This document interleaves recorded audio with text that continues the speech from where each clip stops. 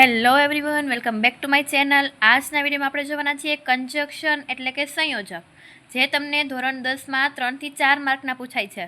અને આ વિડીયોમાં આપણે મોસ્ટ આઈએમપી કંજક્શન જોશું અને છેલ્લા 2 થી 3 વર્ષમાં જે પૂછાયેલા છે એને પણ આમાં કવર અપ કરશું અને એ આઈએમપી આપણે બધા જ આ વિડીયોમાં જોશું. તો વિડીયોને છેલ્લે સુધી જોજો અને તમારા ફ્રેન્ડ્સને પણ શેર કરજો. માત્ર 5 થી 6 મિનિટનો વિડીયો થશે, જેનાથી તમારા 3 થી 4 માર્ક છે રોકડા કવર થઈ જશે. તમારે બીજે ક્યાંય પણ કંજક્શન વાંચવાની જરૂર પડશે નહીં.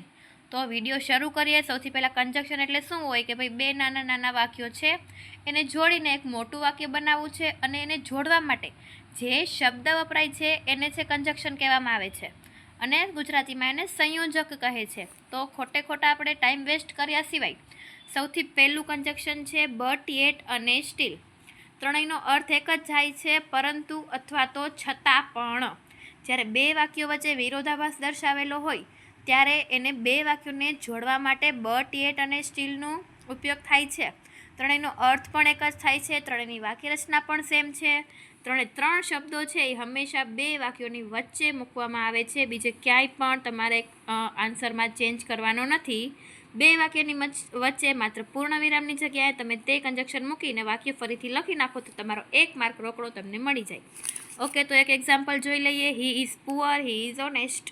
કે ભાઈ તે ગરીબ છે અને તે ઓનેસ્ટ છે, પ્રમાણિક છે. તો બંને વચ્ચે વિરોધાભાસ થયો અને તેને દર્શાવવા માટે આપણે બટનો ઉપયોગ કર્યો. He is poor but he is honest.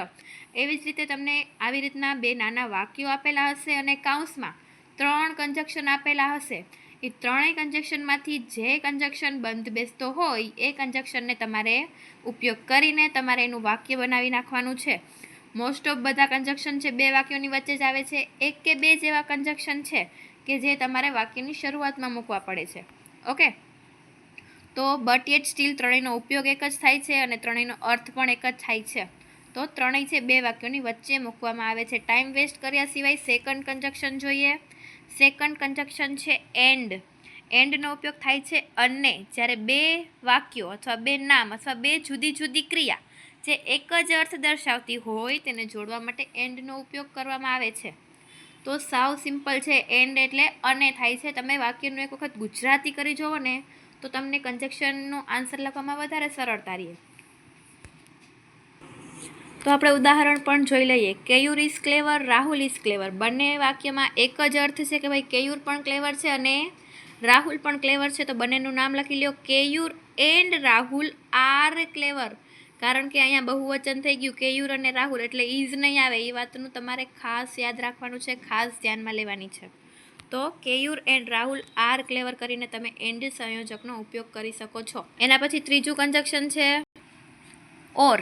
ઓરનો meaning થાય છે અથવા. જ્યારે તમારે પસંદગી અથવા વિકલ્પ સૂચવવું હોય અને ત્યારે તમે ઓરનો ઉપયોગ કરી શકો છો. અને ઓર પણ મોટે ભાગે બે વાક્યોની વચ્ચે જ મૂકવામાં આવે છે. જેમ કે તમારે પસંદગી કરવી છે કે Mayur will take tea, Mayur will take coffee. Mayur છે એ ચા લેશે, મયુર છે એ કોફી લેશે. તો તમારે એ બે વાક્યો વચ્ચે પસંદગી કરવાની છે. તો એ બે વાક્યોની વચ્ચે તમારે શું મૂકી દેવાનું? Or. Mayur will take tea or coffee, અથવા તો Mayur will take tea or Mayur will take coffee.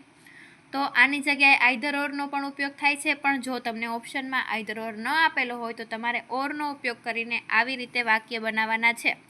જે બે વાક્યમાં જે સેમ હોય એક વખત લખવાનું. જેમ કે બંને વાક્યમાં મયુર વિલ ટેક સેમ છે, પછી પહેલા MCQનો પહેલા ઓપ્શન વચ્ચે ટી અને બીજા ઓપ્શન વચ્ચે ઓર લખીને વાક્યને જોડી દેવાનું છે. એના પછીનું ચોથું કંજક્શન છે આઈધર ઓર. આઈધર ઓરનો મિનિંગ થાય છે બેમાંથી કોઈ એક. જ્યારે કોઈ પણ બે વસ્તુ, વ્યક્તિ અથવા કોઈ પણ પદાર્થની બેમાંથી કોઈ એકની પસંદગી કરવાની હોય ત્યારે આઈધર ઓરનો ઉપયોગ થાય છે. તો આઈધર ઓરની માત્ર ને માત્ર વાક્ય રચના તમે એક વખત સમજી લો ને તો તમને કાંઈ પણ એમાં પ્રોબ્લેમ આવી શકે નહીં. અને આઈધર ઓર તમે કહી શકો મોસ્ટ આઈએમપી કંજક્શન છે, હશે જ 99%. તો આઈધર ઓરમાં પણ શું છે, ઓર જેવી જ વાક્ય રચના હોય, માત્ર પહેલા MCQ પહેલા ઓપ્શન પહેલાં તમને આઈધર મૂકવાનું, બીજા ઓપ્શન પહેલાં ઓર મૂકવાનું અને બંને વાક્યમાં જે સેમ હોય એક વખત લખી લેવાનું. જેમ કે એક્ઝામ્પલ જોવો. She will eat pizza, she will eat pasta. તેણી પિઝા ખાશે, તેણી પાસ્તા ખાશે. તો આપણે શું કહેવું છે? તેણી પિઝા અથવા તો પાસ્તા ખાશે. તો શી વિલ ઇટ બંનેમાં સેમ છે એટલે શી વિલ ઇટ એક વખત જ આવશે. પછી આઈધર પીઝા ઓર પાસ્તા, બંને MCQ વચ્ચે આઈધર એકની વચ્ચે આઈધર એકની પહેલાં ઓર.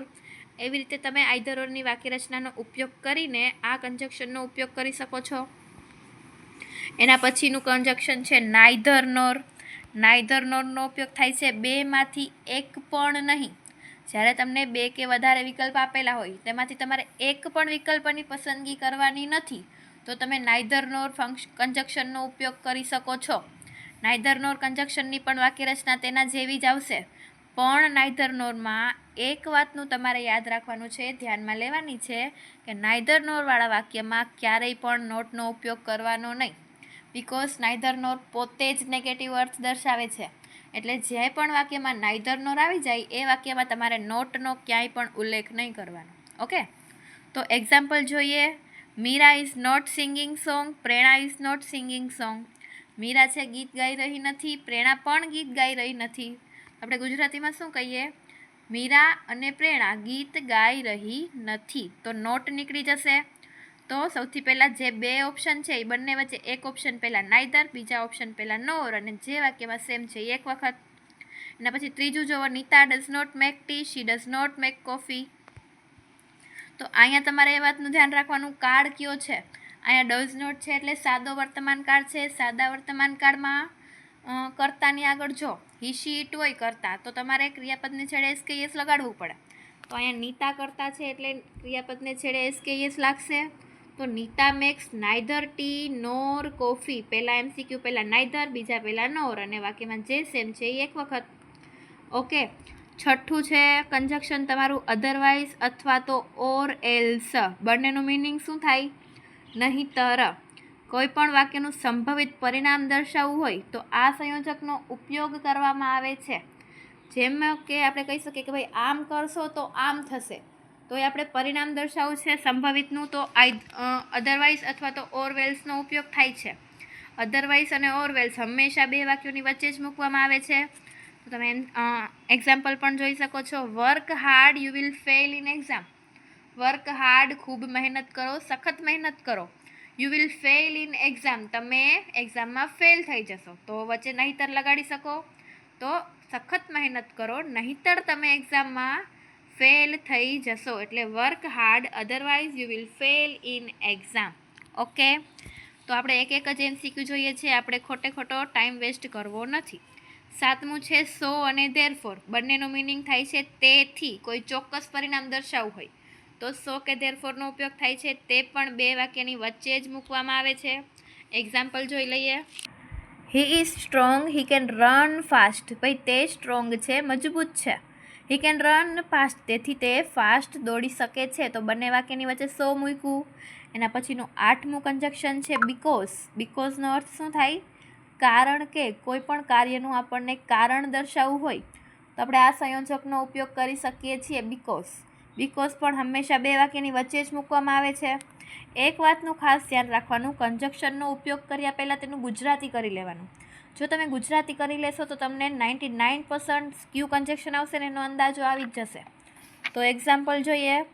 આઈ am happy you won the first prize. કે ભાઈ હું ખુશ છું, you won the first prize, તમે ફર્સ્ટ પ્રાઇઝ જીતેલી છે. તો હું ખુશ છું કારણ કે તમે ફર્સ્ટ પ્રાઇઝ જીતેલી છે. બે વાક્યની વચ્ચે બીકોઝ મૂકી દેવાનું. એના પછીનું છે સો ધેટ. તો સો ધેટનો મિનિંગ શું થાય? કે જેથી. તો ક્રિયાનો હેતુ દર્શાવવા માટે છે આ ફંક્શનનો ઉપયોગ થાય છે.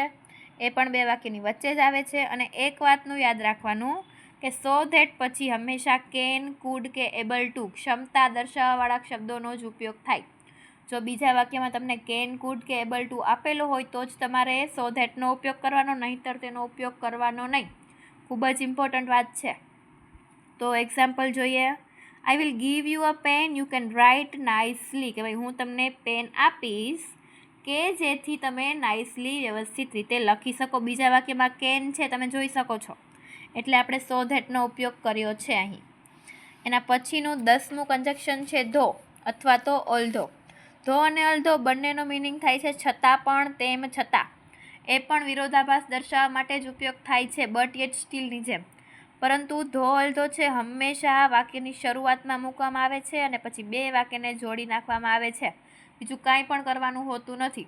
ઘણા લોકો ધો અલધોનો ઉપયોગ સરખી રીતે કરી શકે છે, પરંતુ તેને વાક્યની શરૂઆતમાં મૂકવાની બદલે વાક્યની વચ્ચે મૂકી દે છે, જેનાથી તેનો હાફ માર્ક છે કટ થઈ શકે છે.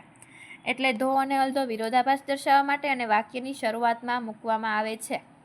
એના પછી 11મું કન્જક્શન છે વુ, WHO. વુનો મિનિંગ થાય છે કે જે, કે ભાઈ કોઈ પણ વ્યક્તિનું આપણે વર્ણન કરવું છે તો આપણે બે વાક્યની વચ્ચે વુ મૂકીને તે વ્યક્તિને ડિસ્ક્રાઇબ કરી શકીએ છીએ, વર્ણન કરી શકીએ છીએ.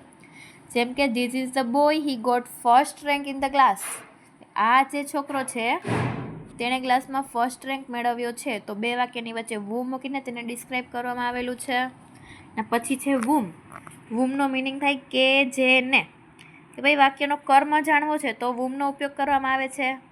જેમ કે તમે એક્ઝામ્પલ જોઈ શકો છો, this is the boy, my teacher punished હિમ.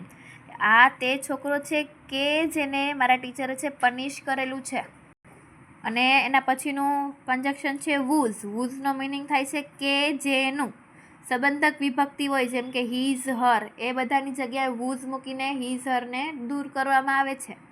તો વુઝ પણ ખૂબ જ મોસ્ટ આઈએમપી કન્જક્શન તમે કહી શકો છો. અને એના પછીનું છેલ્લું કન્જક્શન છે વીચ, કે જેનો મિનિંગ થાય છે કે જેને. કોઈ પણ વસ્તુનું આપણે વર્ણન કરવું છે, કોઈ પણ નિર્જીવ વસ્તુ જેમ કે બુક, ટેબલ, એ બધાનું આપણે વર્ણન કરવું હોય તો વચ્ચે આપણે વીચ મૂકીને તે વાક્યને જોડી શકીએ છીએ, તેનું વર્ણન કરી શકીએ છીએ. તો અહીં આપણે આ વિડીયોમાં 14 કન્જક્શન જોયા જે તમારી બોર્ડની એક્ઝામ માટે મોસ્ટ આઈએમપી છે. અને આનાથી બહારનો એક પણ કન્જક્શન તમને 99% નહીં જ આવે. તો આ કન્જક્શન તમે એકવાર પાકા કરી લેજો, વ્યવસ્થિત જોઈ લેજો, જેથી તમારે એક્ઝામમાં કાંઈ પણ વાંધો આવે નહીં. ઓકે, જો વિડીયો પસંદ આવ્યો હોય તો વિડીયોને લાઇક, શેર અને સબસ્ક્રાઈબ કરી લેજો. Thank you.